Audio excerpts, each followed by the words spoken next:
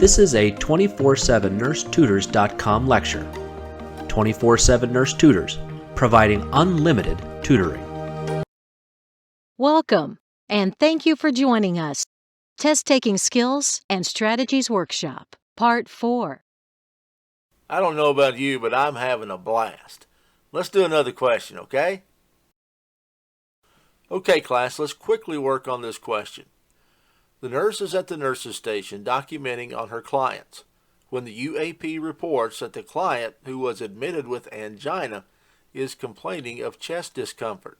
What is the first action the nurse should implement? A. Ask UAP to obtain the client's vital signs. B. Assess the client's chest discomfort. C. Obtain the client's nitroglycerin tablet. Or D. Observe the client's ECG pattern. Let's look at that question and answer bonus choices again. At the top of this page, please write bonus question in capital letters. Are you worried? I hope you are. Why? Because your client who was admitted with angina is having chest discomfort. I have one question. Who told you the client had chest pain? The UAP reports that the client who was admitted with angina is complaining of chest discomfort. Is that secondhand information? Yes. The UAP told you. Then there's only one answer choice. What is it?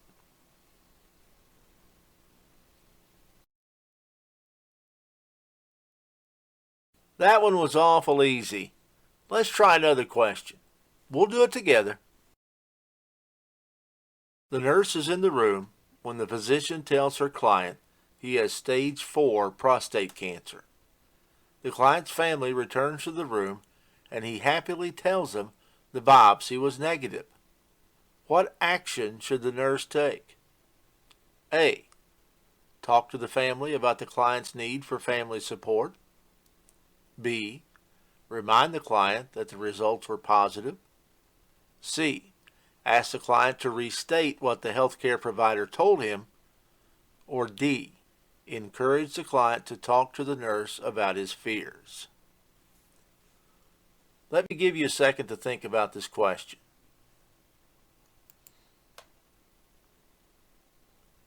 Read it again.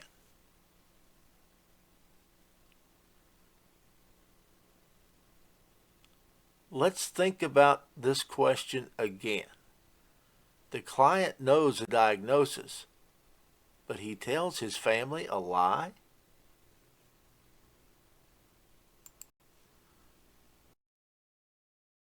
Could he be in a stage of grief? Okay, class, let's talk about answering questions about grief. Now, I love the grief giraffe on YouTube. Watch it and let me know what you think. Grief has various stages: denial, anger, depression, bargaining, and acceptance. We'll discuss this in more detail later on. It goes like this. Let's say you go to visit Grandma because you just heard Grandpa died 2 days ago. And you know Grandpa and Grandma have been married for 70 years. When you go to Mama's house, you meet Grandma sitting at the table for two. Now what do? Do you say, "Hey Grandma, I hate to tell you, but Grandpa died 2 nights ago. Would you do that to Grandma? Please just leave Grandma alone to make her food and stay with her." Now, if Grandma's making food for Grandpa 3 years down the line, do we have a problem? Yes, we do. Grandma will need help. Here's an important test-taking tip. Do not take away the coping mechanism used in a crisis. I'll repeat that.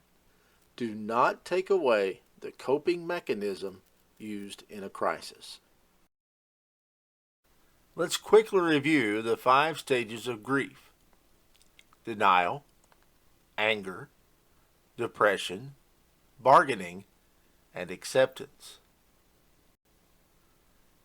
Denial is the first reaction to learning about a terminal illness, loss, or death of a cherished loved one. It is a defense mechanism that buffers the immediate shock and carries the client through the first wave of pain.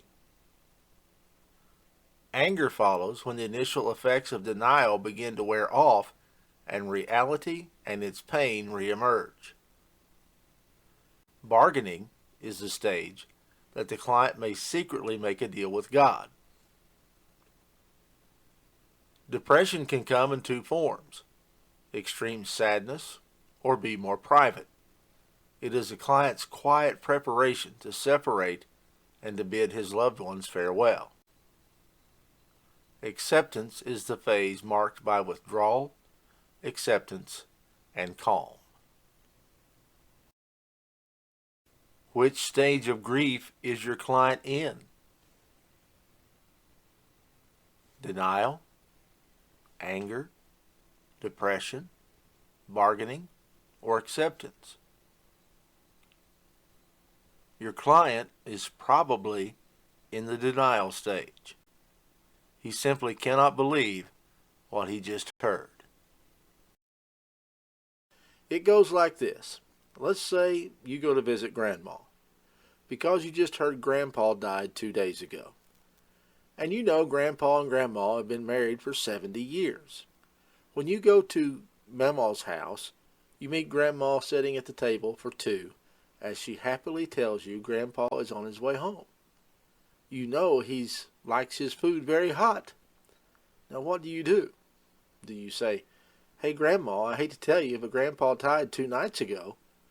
Would you do that to Grandma? Please just leave Grandma alone to make her food and stay with her.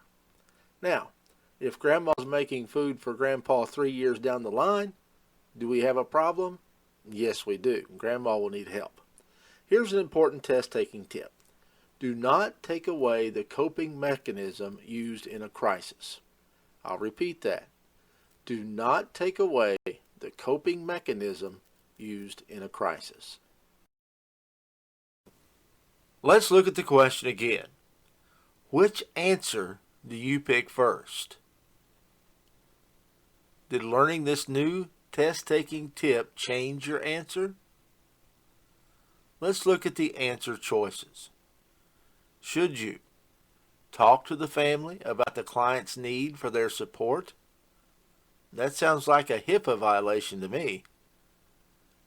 How about reminding the client that the results were negative? Who said the client did not hear the physician? This client appears to be in denial. Should we ask the client to restate what the healthcare provider told him? What would you say? Excuse me, Mr. Smith, can you please repeat exactly what the doc told you? I don't think so. We're looking for trouble now. How about encourage the client to talk to the nurse about his fears? Excellent. Support the grief of denial used as a defense mechanism during a crisis. Obtain more information so you can assist your client to cope with the news. Well, I'm sorry to inform you I only have time for one more question. Let's do it together, shall we? Let's work on this one together. The nurse is assessing a client who was admitted with COPD and now has a respiratory rate of 32. The head of the bed is raised 30 degrees. What action should the nurse implement first? Obtain a bedside oximeter, call the healthcare provider, raise the head of the bed further, assess the client's vital signs. What are the key words in this question? COPD, respiratory rate of 32. The head of the bed is raised 30 degrees. What should the nurse do first? So let's say I'm teaching you and eating chips. And teaching and eating chips. What do you think is going to happen to me? Okay, I'm going to choke because I'm eating and teaching at the same time. Okay, so now I'm choking and I'm drooling and you can hear Strider. I now have my hands around my neck. What are you going to do? How would you feel if your friend came up to me and said, "Oh, you don't look too good. Let me check your pulse." Check my pulse?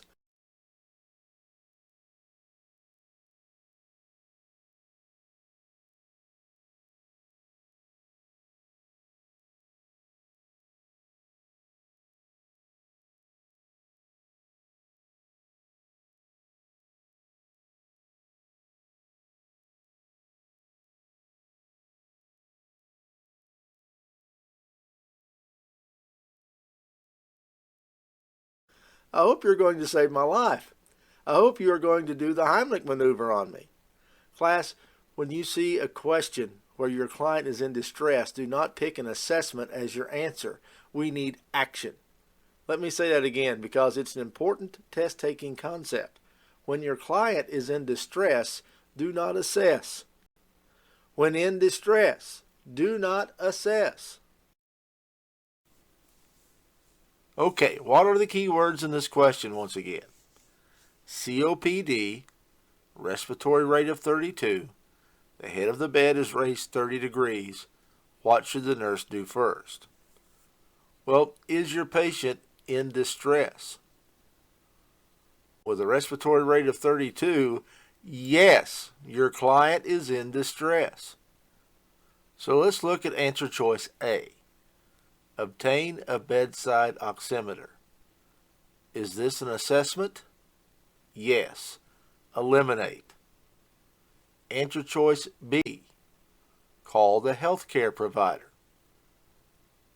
Now this is important, but your teacher told you before you call the healthcare provider, was there anything you could have done?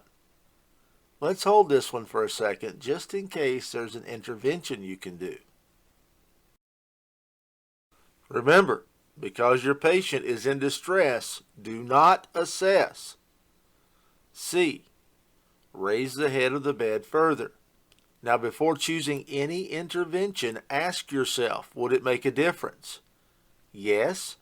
Then choose it. Would raising the head of the bed help my patient breathe better? Yes. And D. Assess the client's vital signs. Is this an assessment? Yes. Eliminate. Raising the head of the bed will help this client breathe better. Remember, you are more than a conqueror and you will be successful. Join me as we review core content in the next unit.